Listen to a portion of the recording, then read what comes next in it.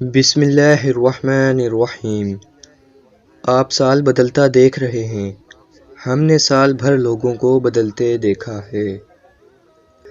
معزز بننا چاہتے ہو تو دوسروں کی عزت کرو، کیونکہ یہ کام معزز انسان ہی کرتا ہے اور یہی انسانیت کا کمال ہے۔ زندگی کی حقیقت جو مل گیا وہ بہترین ہے، جو نہ مل سکا اسی میں بہتری تھی۔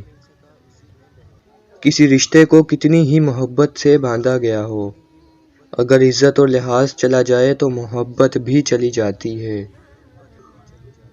اپنی زبان کو کسی کے عیبوں سے آلودہ نہ کرو، کیونکہ عیب تمہارے بھی ہیں اور زبانیں دوسرے لوگوں کی بھی ہیں۔ اگر کسی شخص کو خود میں عیب نظر نہ آئے تو سمجھ لیں کہ اس کی جہالت اپنی انتہا سے بھی آگے نکل چکی ہے۔ اگر کبھی کسی چیز کا غرور آنے لگے تو ایک چکر قبرستان کا لگایا کرو، وہاں آپ سے بھی بہتر انسان مٹی کے نیچے دفن ہیں۔ اگر ہم سے غلطی ہو جائے تو ابلیس کی طرح دلیر نہیں ہونا چاہیے، بلکہ معافی مانگ لینی چاہیے، کیونکہ ہم ابن آدم ہیں، ابن ابلیس نہیں۔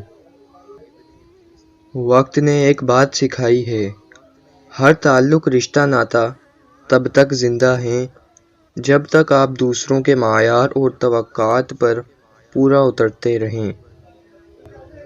الفاظ کا چناؤ سوچ سمجھ کر کریں۔ آپ کے الفاظ آپ کی تربیت خاندان اور آپ کے مزاج کا پتہ دیتے ہیں۔ بے لگام الفاظ بے لگام جانور کی مانند ہوتے ہیں۔ وہ جو تمہیں باہر سے سخت اور بدمزاج نظر آتے ہیں، اگر ان کے اندر جھانک لو تو تمہیں ان پر ترس آ جائے گا۔ دھوکہ کھانے والوں کو تو سکون مل جاتا ہے، لیکن دھوکہ دینے والے کو کبھی سکون نہیں ملتا۔ ماں کے لیے سب کو چھوڑ دینا، سب کے لیے ماں کو مت چھوڑنا، کیونکہ جب ماں روتی ہے تو فرشتوں کو بھی رونا آ جاتا ہے۔ اس سوکھی چھڑی سے بدتر ہے وہ اولاد جو بڑھاپے میں ماں باپ کا سہارا نہ بن سکے۔ برا وقت ہمیشہ گزر جاتا ہے، چیزیں ٹھیک ہو جاتی ہیں، بس اللہ نے انسان کا ظرف آزمانا ہوتا ہے۔ بدلتی ہوئی چیزیں اچھی ہوتی ہیں، مگر یقین کیجئے بدلتے ہوئے اپنے بہت تکلیف دیتے ہیں۔ محبت کسی کے لیے اپنی جان قربان کرنا نہیں ہے، کیونکہ یہ جان تو اللہ کی امانت ہے۔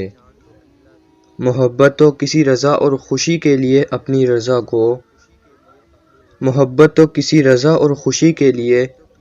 رضا اور خوشی کو قربان کرنے کا نام ہے۔ آپ اپنی زندگی سے بھلے خوش نہ ہوں، پر کچھ لوگ ایسے بھی ہیں جو آپ جیسی زندگی جینے کے لیے ترستے ہیں۔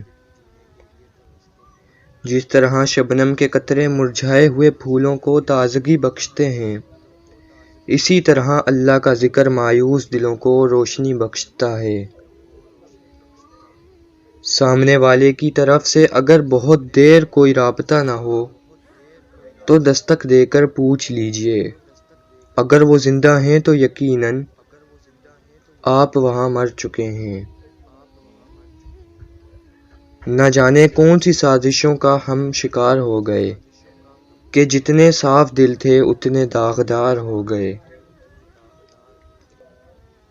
بعض دکھ بھی گونگے انسان کی طرح ہوتے ہیں، جو نہ بتائے جا سکتے ہیں، نہ کوئی سمجھ سکتا ہے، بس چپ چاپ پالے جاتے ہیں۔ حضرت علی رضی اللہ تعالیٰ عنہ نے فرمایا، 3 غلطیاں گھر سے رزق ختم کر دیتی ہیں۔